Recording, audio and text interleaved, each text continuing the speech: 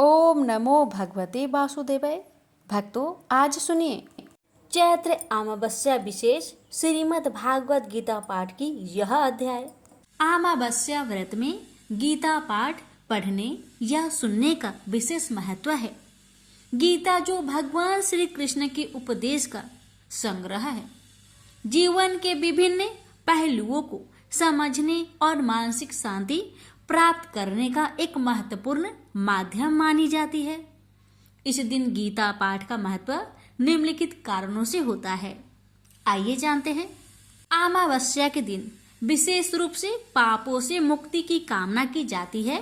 गीता के पाठ से व्यक्ति के भीतर शुद्धता आती है और यह मानसिक पवित्रता का एक महत्वपूर्ण तरीका है। गीता के ज्ञान से व्यक्ति अपने जीवन में संतुलन और आंतरिक शांति प्राप्त करता है, जिससे उसके पापों का नाश होता है। इसके साथ ही अमावस्या के दिन पितरों की पूजा और तर्पण किया जाता है। गीता का पाठ करने से व्यक्ति को अपने पूर्वजों के प्रति श्रद्धा और सम्मान व्यक्त करने का एक उच्च तरीका मिलता है। गीता के श्लोकों का जाप और पाठ करने से व्यक्ति को मानसिक शांति मिलती है, जो पितरों के प्रति कृतज्ञता और आशीर्वाद प्राप्त करने में मदद करता है। तो आइए प्यारे भक्तों, अपने जीवन के मंगल कामना को करते हुए इस पावन कथा का रसपान करते हैं। और आप सभी विष्णु भक्त से हमारी निवेदन है कि इस कथा को ज्यादा से ज्यादा शेयर करें, ताकि सब कोई इस कथा का श्रवण करके भगवान लक्ष्मी नारायण की कृपा प्राप्त कर सके। प्रेम से बोलिए श्री कृष्ण भगवान की जय, राधा रानी की जय, लक्ष्मीपति विष्णु भगवान की जय, हर हर महादेव माता पार्वती की जय। भगवान आप सभी भक्तों की हर मनोकामना को पूर्ण करे। इसी मंगल कामना के साथ आज की कथा शुरू करते हैं। जय श्री हरि। श्री कृष्ण भगवान बोले, हे पार्थ, जो मुझ में मन लगाकर मेरे में ही आश्रय लेकर योग अभ्यास करते हुए मेरे स्वरूप का संचय रहित पूर्ण ज्ञान प्राप्त होगा, सो सुनो, विज्ञान के सहित वह पूर्ण ज्ञान में तुम्हें सुनाता हूँ, जिसके जानने से तुमको इस लोक में और कुछ जानना शेष न रहेगा।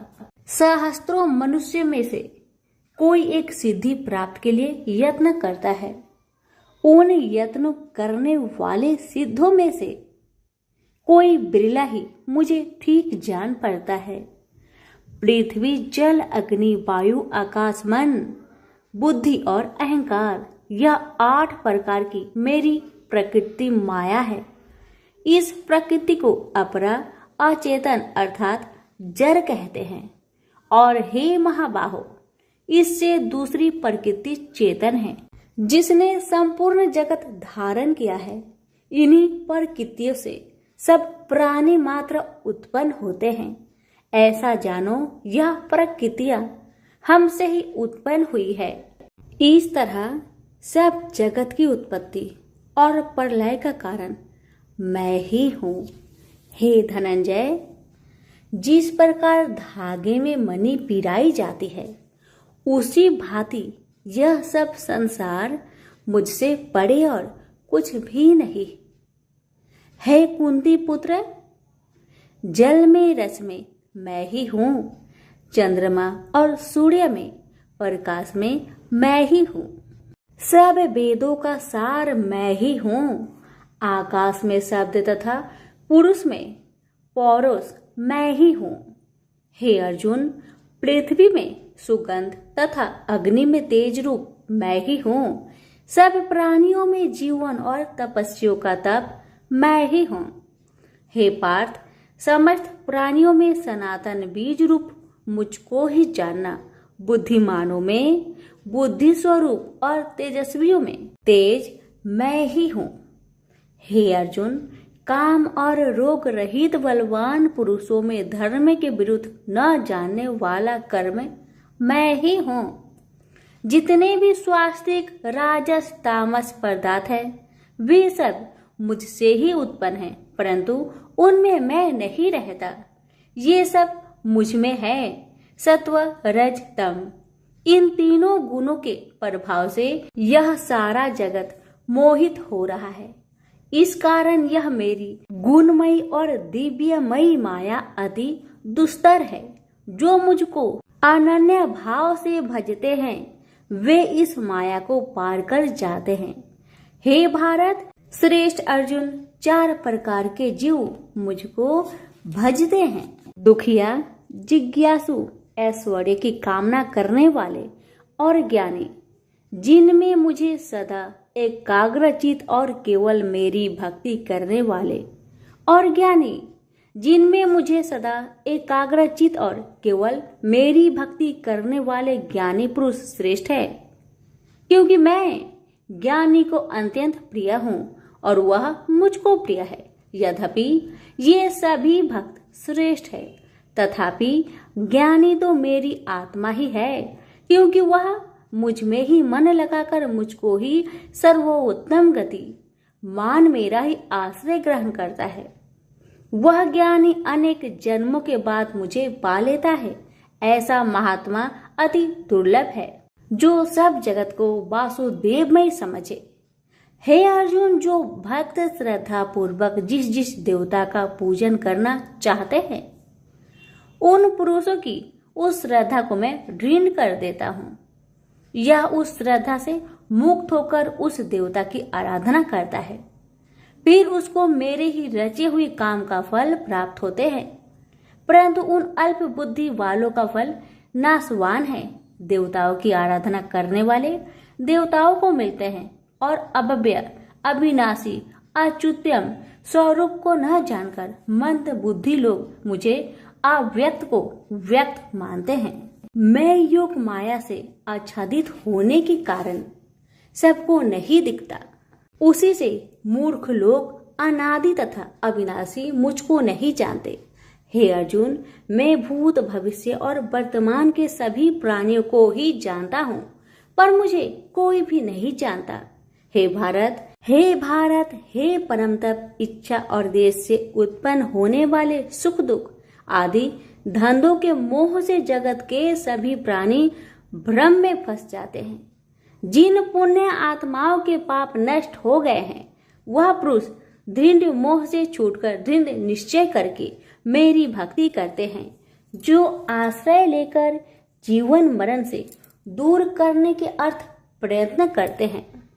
वे पुरुष ब्रह्मा आत्मज्ञान अपने चित्त को निश्चल रखकर उसका संगम करता है और अंत कारण की समाधि लगाता है, जिस अवस्था में योग अभ्यास के कारण चित्त का वेग रुक रुक कर विषयों से पृथक होने लगता है और जब शुद्ध अंतःकरण से आत्मा को देखकर आत्मा में ही संतुष्ट होता है, जिस अवस्था में वह अत्यंत सुख जो इंद्रियों द्वारा जाना नहीं जा सकता वरन केवल बुद्धि से ही जाना जाता है, और जब वह योगी अनुभव करता है तब आत्मा स्वरूप में स्थिर हो उससे विचलित नहीं होता।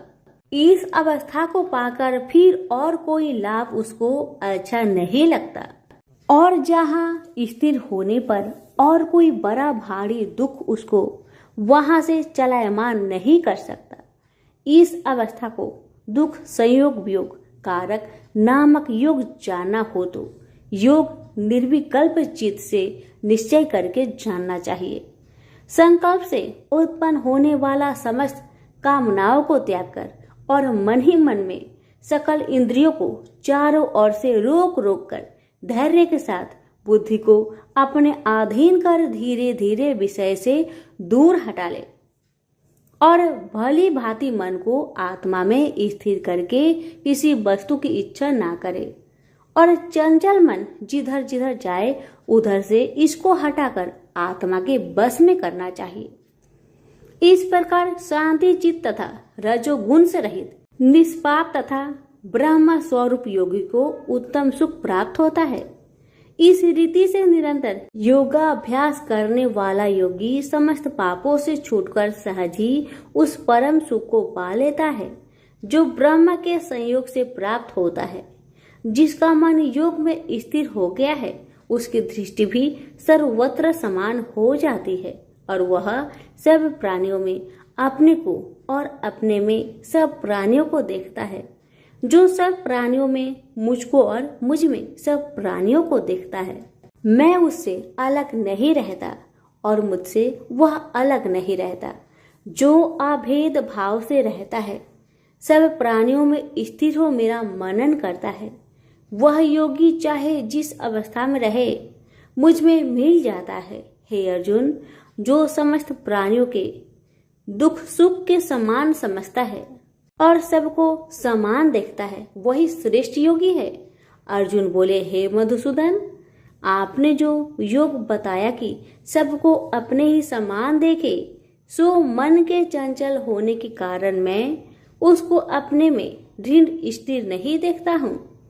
हे श्री कृष्ण, यह चंचल मन बड़ा ही हठी पराक्रमी और दृढ़ है। इसको अपने अधीन रखना तो मुझे वायु को बांध रखने के समान ही प्रतीत होता है। श्री कृष्ण भगवान ने कहा, हे महाबाहो, इसमें संदेह कि मन अति चंचल है, तो भी हे कुंती पुत्र, अभ्यास और वैराग्य से इसे बस में किया जा सकता है।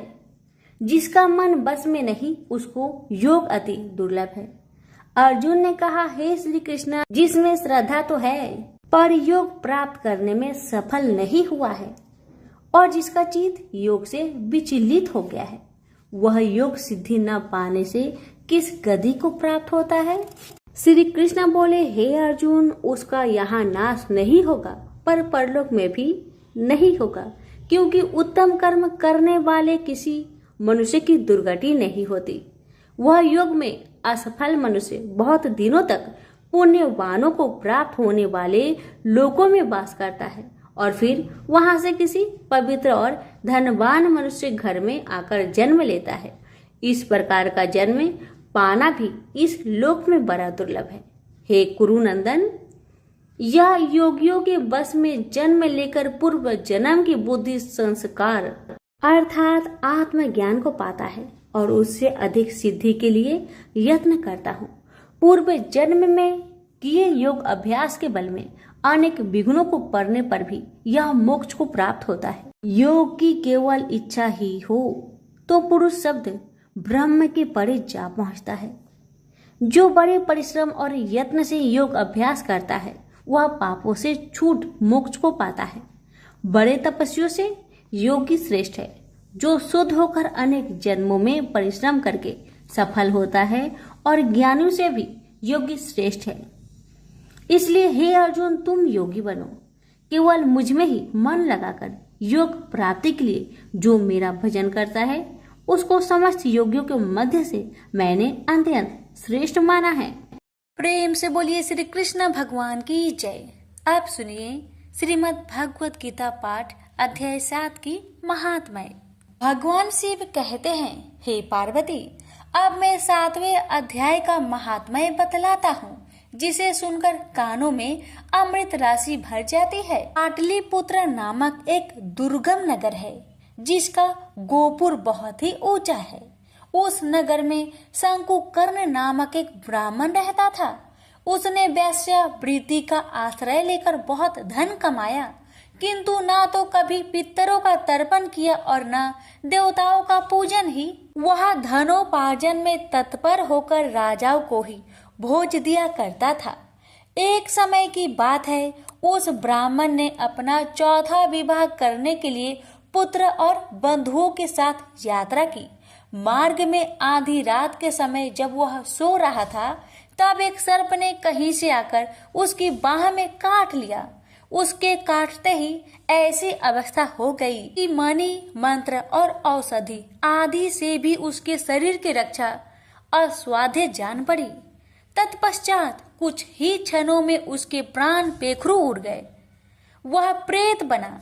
फिर बहुत समय के बाद वह प्रेत सर्प योनि में उत्पन्न हुआ। उसका बीत धन की वासना में बंधा था।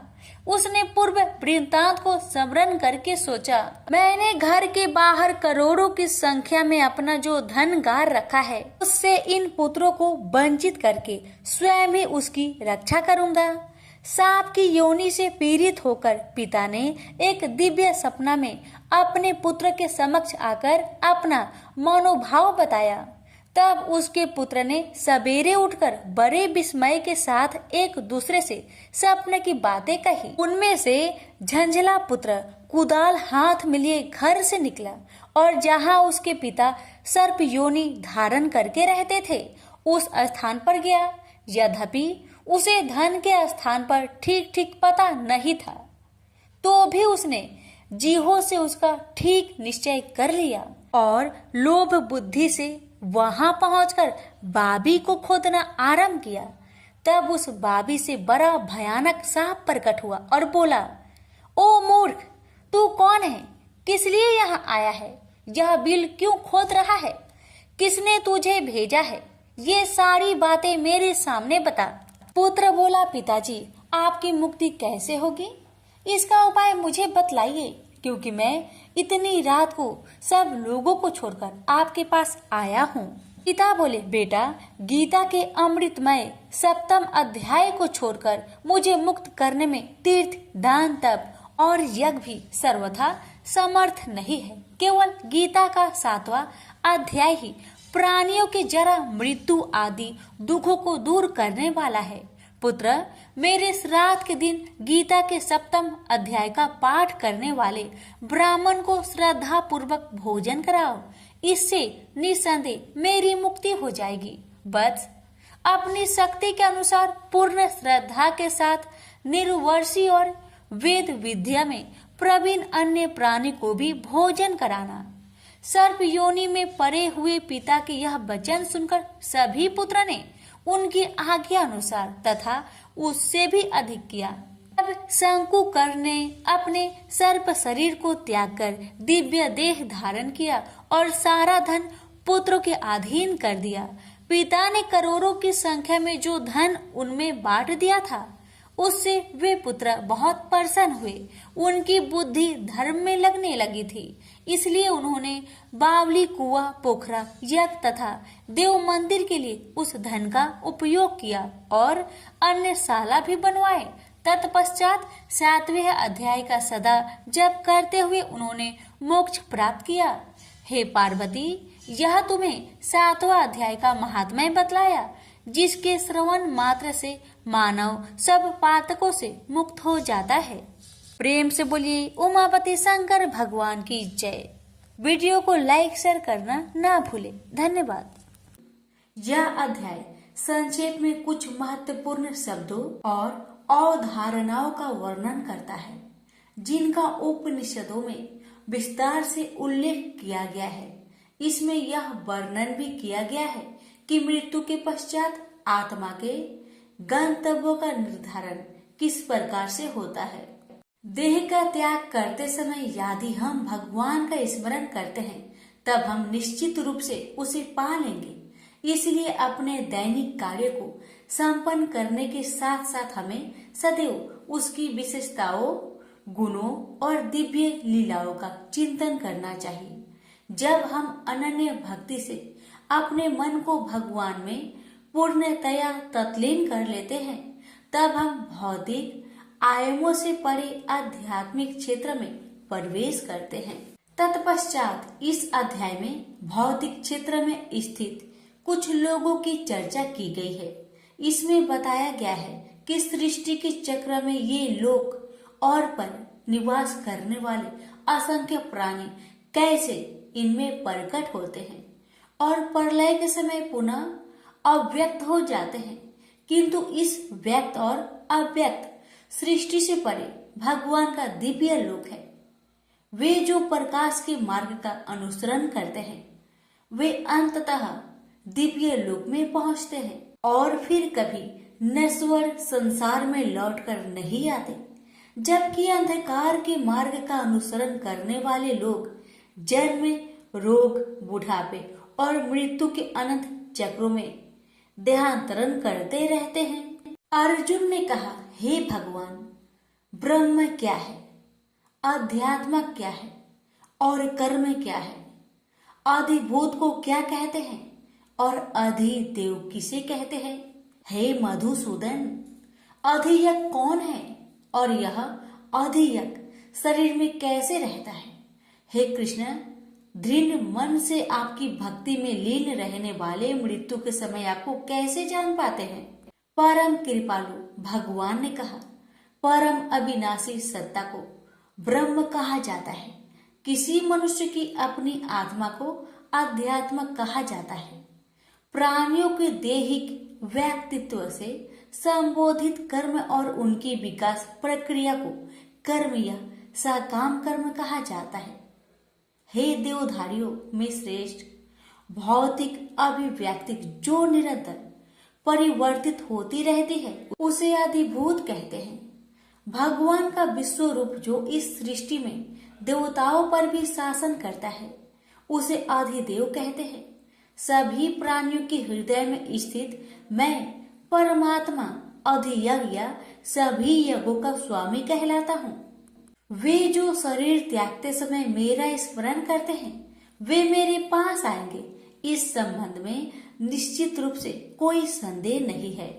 हे कुंती पुत्र, मृत्यु के समय शरीर छोड़ते हुए मनुष्य जिसका स्मरण करता है वह उसी गति को प्राप्त होता है, क्योंकि वह सदैव ऐसे चिंतन में लीन रहता है। इसलिए सदा मेरा स्मरण करो और युद्ध लड़ने के अपने कर्तव्य का भी पालन करो। अपना मन और बुद्धि मुझे समर्पित करो, तब तुम निश्चित रूप से मुझे पा लोगे, इसमें कोई संदेह नहीं है।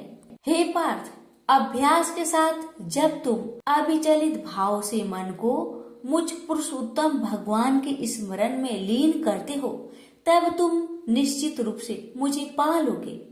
भगवान सर्वज्ञ, आदि पुरुष, नियंता, सूक्ष्म से सूक्ष्मतम, सबका पालक, अज्ञानता के सभी अंधकारों से परे और सूर्य से अधिक तेजवान है और अचिंतनीय दिव्य स्वरूप के स्वामी है। मृत्यु के समय जो मनुष्य योग के अभ्यास द्वारा स्थिर मन के साथ अपने प्राणों को भोग के मध्यम स्थिर कर लेता है और दृढ़ता पूर्वक पूर्ण भक्ति से दिव्य भगवान का स्मरण करता है, वह निश्चित रूप से उसे पा लेता है।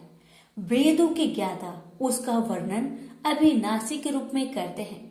महान तपस्वी ब्रह्मचार्य व्रत का पालन करते हैं और उसमें स्थित होने के लिए सांसारिक सुखों का त्याग करते हैं। मैं तुम्हें इस मुक्ति के मार्ग के संबंध में संक्षेप में बताऊंगा।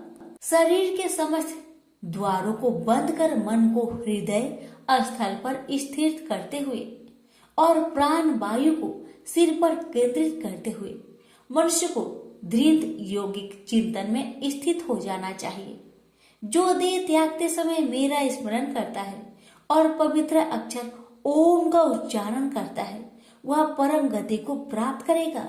हे पार्थ, जो योगी अनन्य भक्ति भाव से सदैव मेरा चिंतन करते हैं उनके लिए मैं सरलता से सुलभ रहता हूँ, क्योंकि वे निरंतर मेरी भक्ति में तत्लीन रहते हैं।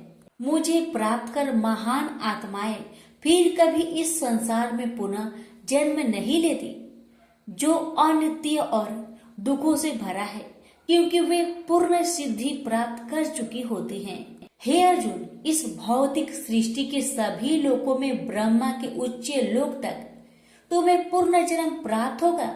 हे कुंती पुत्र, परंतु मेरा धाम प्राप्त करने पर फिर आगे पूर्ण जन्म नहीं होता।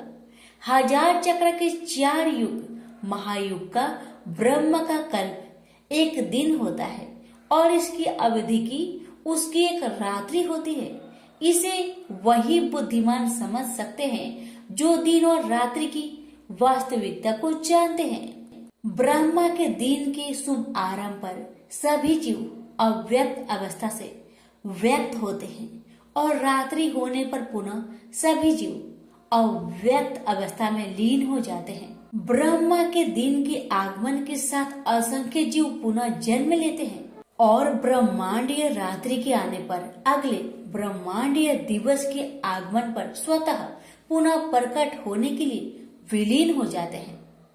व्यक्त और अव्यक्त सृष्टि से परे अन्य अव्यक्त स्वास्थ्य आयाम है जब सब कुछ विनष्ट हो जाता है किंतु उसकी सत्ता का विनाश नहीं होता। यह अव्यक्त आयाम परम गंतव्य है और इस पर पहुंचकर फिर कोई नश्वर संसार में लौट कर नहीं आता। यह मेरा परम धाम है। परमेश्वर का दिव्य व्यक्तित्व सभी सत्ताओं से परे है। यद्यपि यह सर्वव्यापक है और सभी प्राणी उसके भीतर रहते हैं, तथापि उसे केवल भक्ति द्वारा ही जाना जा सकता है। हे भरत श्रेष्ठ, अब मैं तुम्हें इस संसार से दूर विभिन्न भागों के संबंध में बताऊंगा। इनमें से एक मार्ग मुक्ति की ओर ले जाने वाला है और दूसरा पूर्ण जन्म की ओर ले जाता है। वे जो पर ब्रह्मा को जानते हैं और जो उन 6 मासों में जब सूर्य उत्तर दिशा में रहता है, चंद्रमा के शुक्ल पक्ष की रात्रि और दिन के शुभ लक्षण में देह त्याग करते हैं, वे परम गतव्य को प्राप्त करते हैं। वैदिक कर्म कांडों का प्लान करने वाले साधक चंद्रमा के कृष्ण पक्ष की रात्रि में धुएं के समय जब सूर्य दक्षिणायन में रहता है, 6 माह के भीतर मृत्यु को प्राप्त होते हैं। वे स्वर्ग लोक को प्राप्त करते हैं। स्वर्ग के सुख भोगने के पश्चात वे पुनः धरती पर लौट कर आते हैं। प्रकाश और अंधकार के ये दोनों पक्ष संसार में सदा विद्यमान रहते हैं। प्रकाश का मार्ग मुक्ति की ओर तथा अंधकार का मार्ग पूर्ण जन्म की ओर ले जाता है। ये पार्थ, जो योगी इन दोनों मार्ग का रहस्य जानते हैं, वे कभी मोहित नहीं होते, इसलिए वे सदैव योग में स्थिर रहते हैं। हे योगी, इस रहस्य को जान लेते हैं, वे विधि पैमान, तपस्या, यज्ञों के अनुष्ठान और दान से प्राप्त होने वाले फलों से परे और अधिक लाभ प्राप्त करते हैं।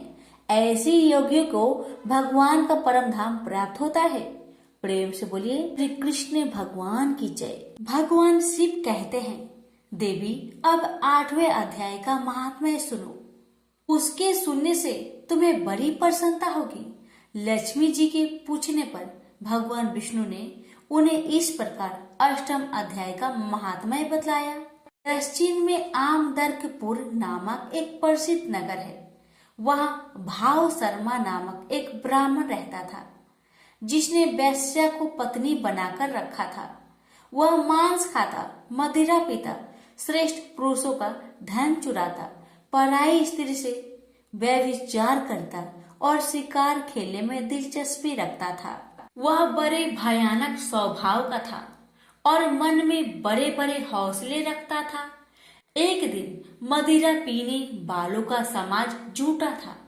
उसमें भाव शर्मा ने भरपेट तारी पी, खूब गलित कर उसे चढ़ाया। अतः अजीर्ण से अत्यंत पीड़ित होकर वह परमात्मा कालवश मर गया और बहुत बड़ा तार का वृक्ष हुआ। उसकी घनी और ठंडी छाया का आश्रय लेकर ब्रह्म राक्षस भाव को प्राप्त हुआ। कोई पति पत्नी वहां रहा करते थे। उसके पूर्व जन्म की घटना इस प्रकार है। एक कुशीबल नामक ब्राह्मण था, जो वेदांग के तत्वों का ज्ञाता, संपूर्ण शास्त्रों के अर्थ का विशेषज्ञ और सदाचारी था। उसकी स्त्री का नाम कुमति था। वह बड़े खोटे विचार की थी। वह ब्राह्मण विद्वान होने पर भी अत्यंत लोभवश अपनी स्त्री के साथ प्रतिदिन भैंस, काल पुरुष और घोड़े आदि बड़े दानों को ग्रहण किया करता था, परंतु दूसरे ब्राह्मणों को दान में मिली हुई कौड़ी भी नहीं देता था। वे ही दोनों पति पत्नी कालवश मृत्यु को प्राप्त होकर ब्रह्म राक्षस हुए।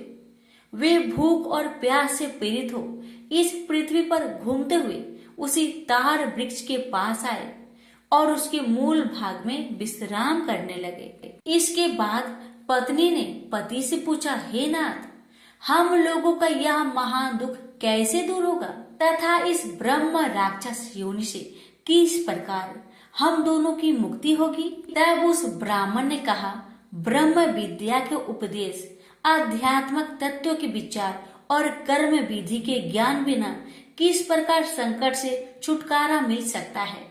यह सुनकर पत्नी ने पूछा कि तत् ब्रह्मा की मध्यात्मा की कर्म पुरुषोत्तम वह ब्रह्म क्या है, अध्यात्म क्या है और कर्म कौन सा है।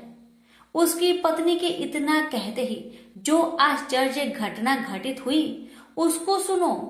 उपयुक्त वाक्य गीता के 8वें अध्याय का श्लोक था।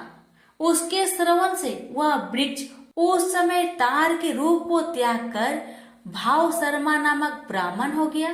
तत्काल ज्ञान होने से विशुद्ध चित होकर वह पाप के चोले से मुक्त हो गया तथा उस आधे श्लोक के ही महात्म्य से वे पति पत्नी भी मुक्त हो गए। उनके मुख से देवाथी 8वें अध्याय का आधा श्लोक निकल पड़ा था। तदंतर आकाश से एक दिव्य विमान आया और वे दोनों पति पत्नी उस विमान पर आरूढ़ होकर स्वर्ग लोक को चले गए। वहां का यह सारा वृत्तांत अत्यंत आश्चर्यजनक था। उसके बाद उस बुद्धिमान ब्राह्मण भाव शर्मा ने आदर पूर्वक उस आधे श्लोक को लिखा और देव जनार्दन की आराधना करने की इच्छा से वह मुक्तिदायिनी काशीपुरी में चला गया। वहां उस उद्धार बुद्धि वाले ब्राह्मण ने भारी तपस्या आरंभ की। उसी समय क्षीर सागर की कन्या भगवती लक्ष्मी ने हाथ जोड़कर देवताओं के भी देवता जगतपति जनार्दन से पूछा, नाथ आप सहसा नींद त्याग कर खड़े क्यों हो गए। श्री भगवान बोले, देवी काशीपुर में भी भागीरथी के तट पर बुद्धिमान ब्राह्मण भाव शर्मा मेरी भक्ति रस से परिपूर्ण होकर अत्यंत कठोर तपस्या कर रहा है। वह अपनी इंद्रियों को बस में करके गीता के 8वें अध्याय के आधे श्लोक का जप करता है। मैं उसकी तपस्या से बहुत संतुष्ट हूँ। बहुत देर से उसकी तपस्या के अनुरूप फल का विचार कर रहा था। प्रिय, इस समय वह फल देने को मैं उत्कंठित हूँ। पार्वती जी ने पूछा, भगवान श्री हरि सदा प्रसन्न होने पर भी जिनके लिए चिंतित हो उठे थे उस भगवत भाव शर्मा ने कौन सा फल प्राप्त किया है। श्री महादेव जी बोले, देवी द्विज श्रेष्ठ भाव शर्मा प्रसन्न हुए। भगवान विष्णु के पार्षद को पाकर अत्यधिक सुख को प्राप्त हुआ तथा उसके अन्य वंशज भी जो नरक यातना में पड़े थे उसी के शुद्ध कर्म से भागवत धाम को प्राप्त हुई। पार्वती, यह 8वें अध्याय का महात्म्य थोड़े में ही तुम्हें बताया है। इस पर सदा विचार करते रहना चाहिए। प्रेम से बोलिए उमापति शंकर भगवान की जय, लक्ष्मी नारायण की जय। अर्जुन ने कहा, हे भगवान मुझ पर कृपा करके अत्यंत गुप्त आध्यात्मिक विषयक वचन जो आपने कहे उनसे मेरा मोह दूर हो गया है। हे कमल नयन, मैंने जीवों की उत्पत्ति और आपके मुख रविंद्र से विस्तार पूर्वक सुना। आपने जैसे अपने रूप का वर्णन किया वह आपका रूप देखने की मेरी इच्छा है। हे योगेश्वर, हे मधुसूदन, आप यदि मुझे उसके देखने योग्य समझे तो आप अपना वह अव्यय रूप मुझे दिखाइए। भगवान जी ने कहा, पार्थ, नाना प्रकार के नाना वर्ण के और नाना आकारों के मेरे शत सहस्त्र दिव्य रूप को देखो।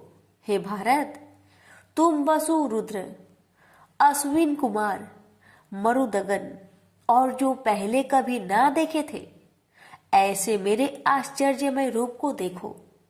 गुणाकेश व चराचर सहित यह चरित्र देखो तथा और जो कुछ देखना चाहो तुम यह मेरी देह में देख लो, परंतु तुम इस नेत्र से मुझे नहीं देख सकोगे, इसलिए मैं तुमको दिव्य नेत्र देता हूं। उनसे मेरा विराट रूप देखो। संजय ने धृतराष्ट्र से कहा, हे राजन, इस प्रकार श्री कृष्णचंद्र ने अर्जुन से कहा और उसको दिव्य दृष्टि देकर अपना अलौकिक रूप दिखाया। उस विश्व रूप के अनेक मुख तथा अनेक नेत्र थे, उसमें अनेक अद्भुत दृश्य थे और उसमें अनेक सुंदर सुंदर आभूषण तथा दिव्य आयुधियों से सुसज्जित थे। देह पर दिव्य पुष्प, दिव्य वस्त्र थे, दिव्य गंध देह पर लगे थे। उस समस्त आश्चर्य युक्त अनेक देव के सब और मुख दिखाई देते थे। आकाश में हजारों सूर्य की प्रभा एक साथ हो तो भी उस महात्मा की प्रभा की समानता न कर सकेगी। उस समय अर्जुन ने देवादि देव के शरीर में अनेक प्रकार से विमल इस समस्त जगत को एकत्रित देखा। अर्जुन आश्चर्य से चकित हो गया और उसका शरीर रोमांचित हो गया। उसने सिर नवाकर हाथ जोड़कर, हे देव, आपकी इस देह में सब देह भिन्न प्राणियों के समुदाय कमलासन पर बैठे हुए देवताओं के इस ब्रह्म संपूर्ण ऋषि और दिव्य सर्प को मैं देखता हूँ। हे विश्वेश्वर, तुम्हारे अनेक भुजा, अनेक उदर, अनेक मुख, अनेक नेत्र है, अतः आपका रूप अनंत है। आपके अंत तथा आदि को मैं नहीं देखता, किंतु समस्त मैं आपका ही रूप देखता हूँ।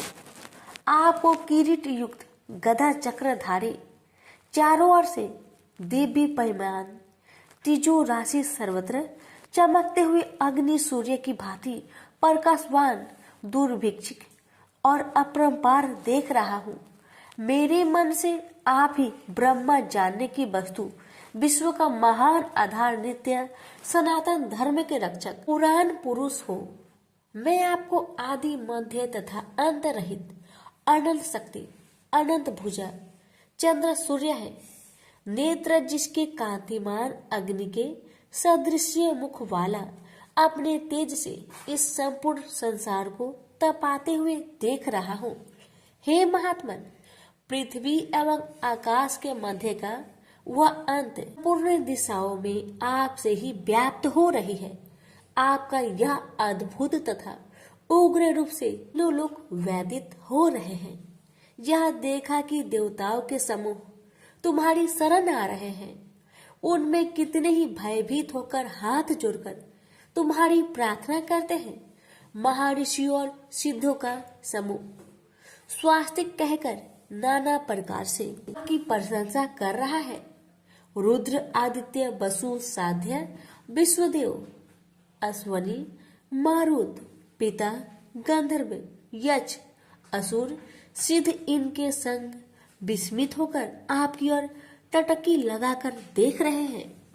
हे महाबाहो, अनेक नेत्र, अनेक बाहु, अनेक जांघ, अनेक पैर, अनेक पेट, कराल दंत युक्त आपका यह विशाल रूप देखकर सब अत्यंत भयभीत हो रहे हैं और मैं भी घबरा रहा हूँ।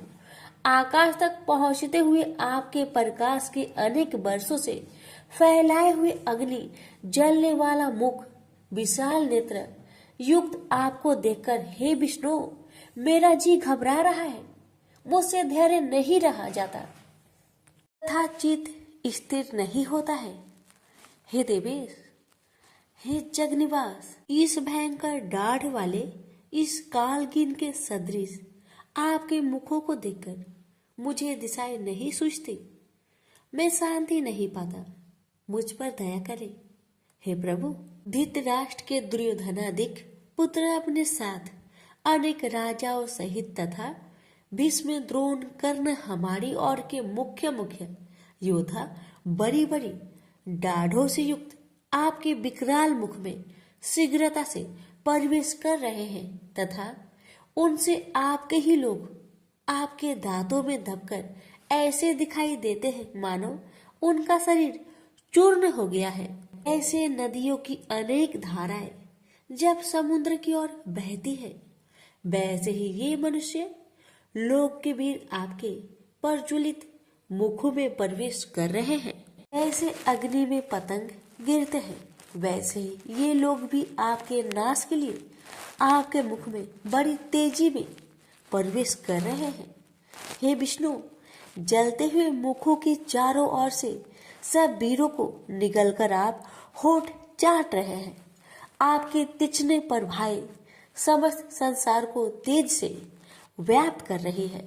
यह भयानक रूपधारी कौन है? यह मुझसे कहो। हे देवेश्वर, आपको नमस्कार है, मुझ पर प्रसन्न होइए। हे जगकर्ता आदि पुरुष, आपको जानने की मैं इच्छा रखता हूँ, क्योंकि आप ही यह प्रकृति मेरी समझ में नहीं आती। श्री भगवान बोले, संसार का नाश करने वाला मैं उग्र काल हूँ, समस्त जनों का संहार करने के लिए आया हूँ। तुम्हारे युद्ध न करने पर ये वीर जीवित नहीं रह सकेंगे, अतः तुम उठो, शत्रुओं के संहार यश को लेकर इस समृद्धिशाली राज्य का भोग करो। हे सभ्य साचिन, उनको मैंने पहले ही मार रखा है, तुम केवल निमित्त मात्र हो जाओ। मेरे मारे हुए द्रोण, भीष्म, जयद्रथ, कर्ण और अन्य योद्धाओं को मारो, घबराओ मत, तुम युद्ध में शत्रुओं को जीतोगे। संजय ने कहा, इस प्रकार श्री कृष्ण जी के वचन सुन मुकुटधारी अर्जुन हाथ जोड़कर कंपित और भयभीत हुए, साष्टांग प्रणाम कर नम्रता पूर्वक कहने लगा, हे ऋषिकेश, आपके गुणगान करने से संसार प्रसन्न और प्रेम मग्न हो रहा है। राक्षस डरकर दिशाओं की ओर भागते हैं तथा सिद्ध आपको नमस्कार करते हैं। हे महात्मन, हे अनंत, हे वशिष्ठ देव, हे जग निवास, आप ब्रह्मा से भी श्रेष्ठ हो। आपको देवता क्यों न नमस्कार करें। व्याप्त भी आप हो। हे अनंत रूप, आप आदि देव हो, पुरातन पुरुष हो, विश्व की परम आधार हो, ज्ञाता तथा श्रेष्ठ हो। श्रेष्ठ स्थान आप हो, विश्व का विस्तार करने वाले आप हो। आपकी महिमा को ना जानकर मैंने आपको अपना मित्र मानकर हे कृष्ण, हे सखे, ऐसा जो तिरस्कार से कहा सो प्रमोद से तथा स्नेह से, हे अच्युत, अप्रियमय रूप आपसे इन बातों की क्षमा मांगता हूँ, जो कि मैंने परिहास से विहार सोते बैठते और भोजन समय अकेले अथवा मित्रों के मध्य में आपका अपमान किया है। आप इस स्थान जंगल रूप लोक के पिता, पूज्य और महान गुरु हो। त्रिलोकी में भी आपके समान कोई नहीं है। आपसे अधिक अतुल प्रभाव कहाँ से होगा। इसलिए स्तुत्य इस आपसे सिर झुकाकर प्रणाम करके यही प्रार्थना करता हूँ कि मुझ पर कृपा करें। हे देव, जैसे पिता पुत्र के, मित्र मित्र के, पति पत्नी के अपराध को क्षमा करता है, वैसे ही आप भी मेरे अपराध को क्षमा करें। हे देव, जो पहले कभी नहीं देखा ऐसा आपका रूप देखकर मैं प्रसन्न हूँ, परंतु भय से मेरा मन व्याकुल है, इसलिए वही पहला रूप मुझे दिखाइए तथा हे देवेश, हे जगनिवास, आप प्रसन्न हो जाइए। हे शस्त्र बाहु विश्वमूर्ति, मैं फिर आपको वही किरीट गदा और हाथ में चक्र धारण किए हुए देखना चाहता हूँ। श्री कृष्ण भगवान ने कहा, हे अर्जुन, मैंने प्रसन्न होकर यह तेजोमय अनंत आद्य विश्व रूप अपने योग के प्रभाव से तुमको दिखलाया है, जिसको तुम्हारे अतिरिक्त इससे पहले किसी ने नहीं देखा था। मेरा ऐसा भयानक रूप देख तुम व्याकुल और मूढ़ न हो। भय त्याग, प्रसन्नचित होकर फिर तुम मेरा वही रूप देखो। संजय ने कहा, इतना कहकर श्री कृष्ण फिर चतुर्भुज और सौम्य रूप धारण कर कृष्ण ने अर्जुन को, जो भयभीत था, धीरज बधाया।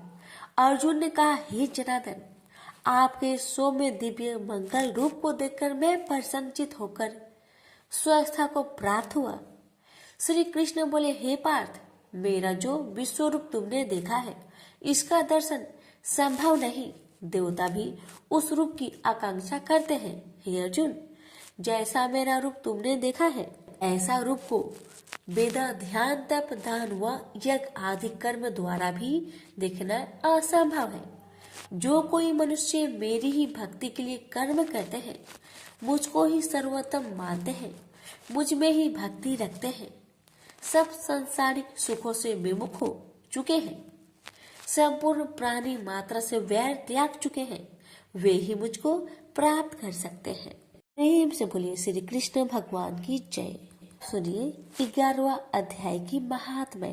श्री भगवान जी बोले, हे लक्ष्मी, अब 11वें अध्याय का महात्म्य सुनो। एक तुरुंगभद्र नामक नगर था, जिसके राजा का नाम सुखानंद था। वह श्री लक्ष्मी नारायण की बहुत सेवा करता था। वहाँ एक ब्राह्मण बड़ा धनवान, विद्वान एवं पंडित भी रहता था। उस ब्राह्मण का नियम था, वह नित्य श्री गीता जी के 11वें अध्याय का पाठ करता था। ऐसे ही सेवा करते करते बहुत काल व्यतीत हुआ। एक दिन राजा घर को गया। उस दिन बहुत से अजीत देशांतर फिरते फिरते उस नगर को आए। अतीतों ने राजा से जगह मांगी। राजा ने बड़ी हवेली खुलवा दी। वहां अतीत उतरे।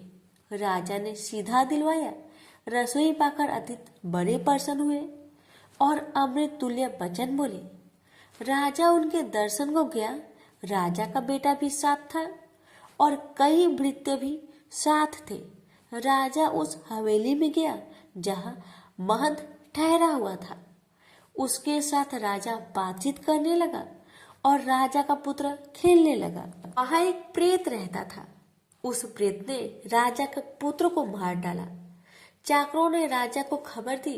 राजा यद्यपि सेवा व कथा श्रवण करता था, परंतु पुत्र के मोह से राजा के मन में दुर्बुद्धि आ गई। राजा बोले, हे संत जी, आपका दर्शन आपको बहुत फला है।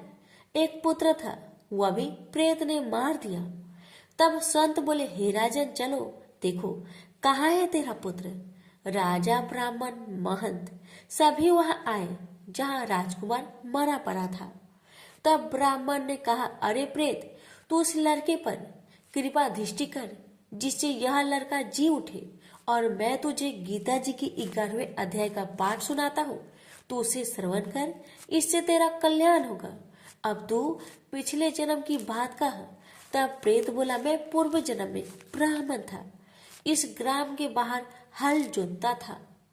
वहां एक दुर्बल वृक्ष आया था, उस खेत में गिर पड़ा। उसके शरीर से रुधिर निकला। तब एक चील ने उसका मांस नोच खाया। मैं बैठा देखता था। मेरे मन में दया न आई जो वृक्ष को चील से छुड़ा दूं। इतने में एक और वृक्ष आया। उसने यह देख मुझसे कहा, अरे हल जोतने वाला वृक्ष, ये काम चंडाल जैसे है। अरे निर्दयी, तेरे खेत के पास वृक्ष का मांस चील नोच खाती है और तू आंखों से अंधा है जो उसे छुड़ाता नहीं। सो मेरे श्राप से प्रेत योनि को पाएगा। तब मैंने उसके चरण पकड़कर कहा, मेरा उद्धार कैसे होगा? उस वृक्ष ने कहा, जब तुमको कोई गीता जी की 11वें अध्याय का पाठ सुनाएगा तब तेरा उद्धार होगा। प्रेत अपनी कथा कह चुका था। तब वृक्ष ने राजा से कहा, इसका उद्धार करिए और बेटे को जीवित कराइए। तब वृक्ष ने गीता जी के 11वें अध्याय का पाठ सुनाया और प्रेत पर जल छिड़का, जिससे प्रेत ने ऊधम देह से छूटकर देव देही पाई और राजा का पुत्र भी सजीव हुआ। प्रेत देही में श्याम सुंदर चतुर्भुज रूप हो गया। स्वर्ग से विमान आए, उसमें बैठकर वह प्रेत स्वर्ग को गया। राजा का पुत्र भी गीता के 11वें अध्याय का पाठ सुनने से श्री नारायण का भक्त हुआ। तब उस ब्राह्मण से राजा ने भी गीता के 11वें अध्याय का पाठ श्रवण किया। इस प्रकार वह राजा परम गति का अधिकारी हुआ। प्रेम से बोलिए लक्ष्मी नारायण की जय।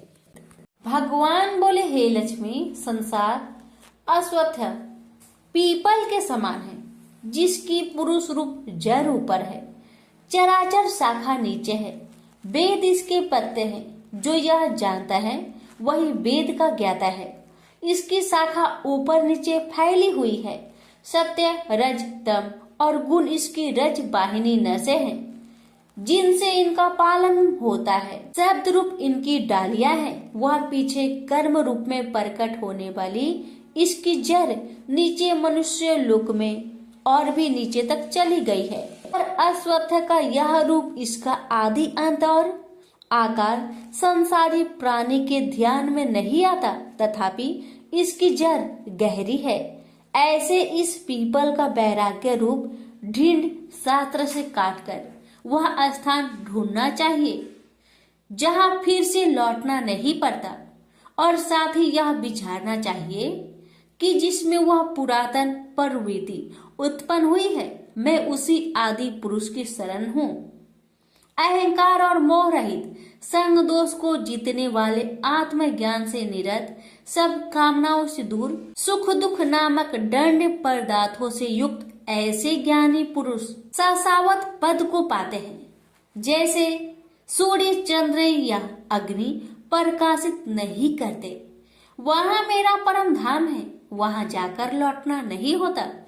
मेरा सनातन अंश इस जीव लोक में जीव का रूप धरकर प्रकृति में स्थिर है। पांचों इंद्रियों और छठे मन को उससे छुड़ाता है, जैसे वायु पुष्प आदि की गंध को दूसरे स्थान में ले जाती है।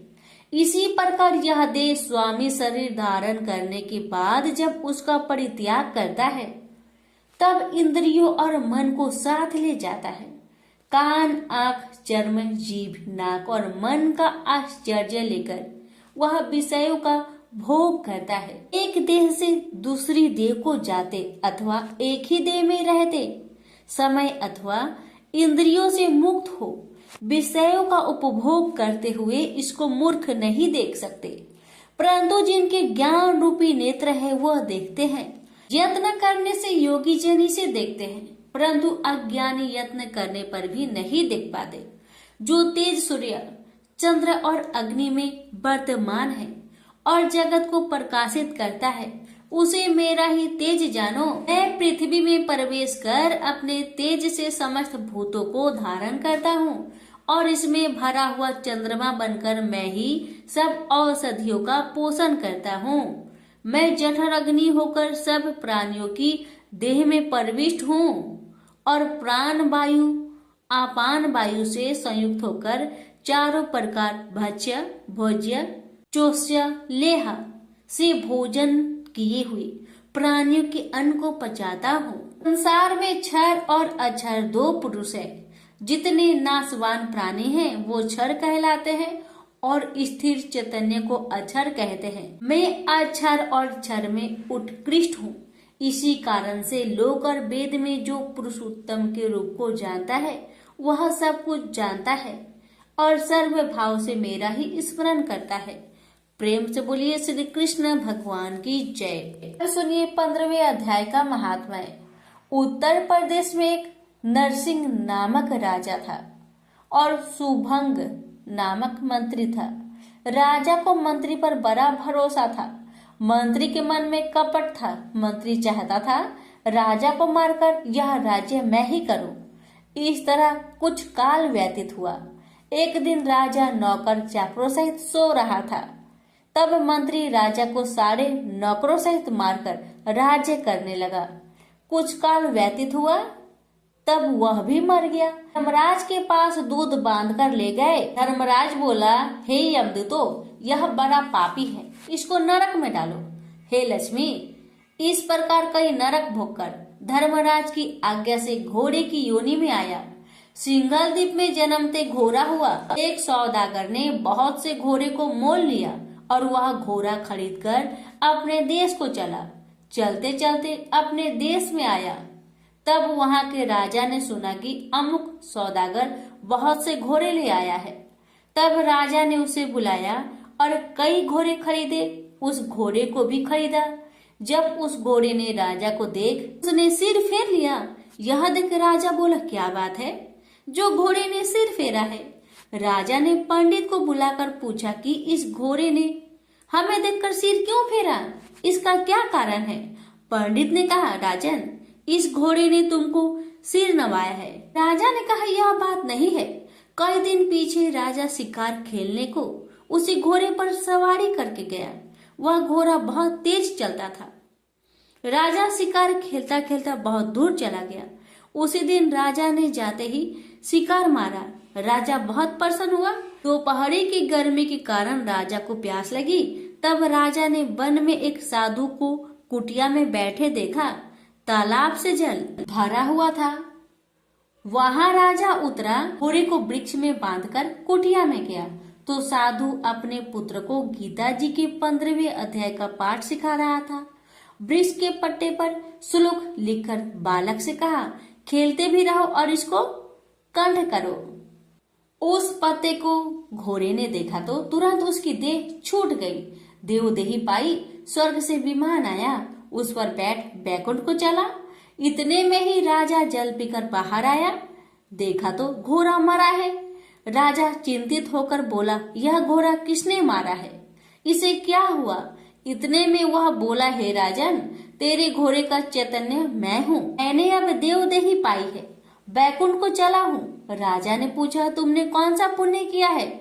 घोड़ा बोला, यह बात ऋषिवर से पूछो।